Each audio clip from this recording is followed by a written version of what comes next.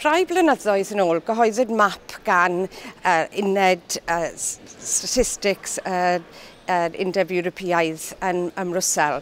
Map o Ewrop gyfan, ond gyda un camgymeriad mawr, oedd Cymru ddim arno fe.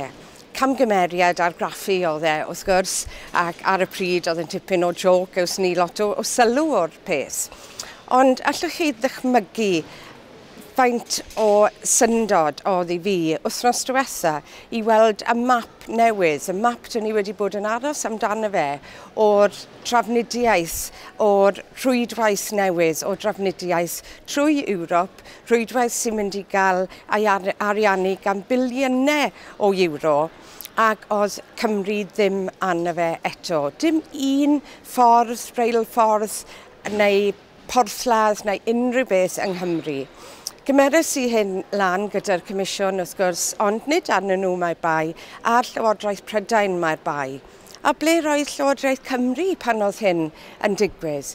Dyn ni wedi bod yn ymgyrchu dros y blynyddoedd i wneud yn siŵr bod ni'n cael blaenoriaeth i'n hewlydd a rheilffyrdd ac yn y blaen. Dyn ni wedi bod yn pwysleisio pa mor bwysig yw'r cysylltiad rhwng Iwerddon a Chymru a gweddill Ewrop. Ond fel wna, dyw e ddim wedi digwydd, dyn ni ddim ymhlith y prif ffyrdd, y prif rhwydwaith yn Ewrop. Felly beth mae rhaid i ni wneud nawr yw ymgyrchu gyda'n gilydd ar bob lefel i wneud yn siŵr bod ni yn sicrhau bod ni ar y map o ran yr ail rheng o ariannu.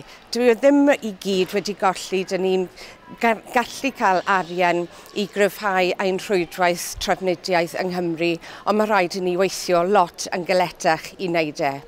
O ran ymgyrchu dros fydd cenedlaethol Cymru, mae e'n dangos unwaith eto taw Plaid Cymru yw'r unig blaid sy'n wneud hynny.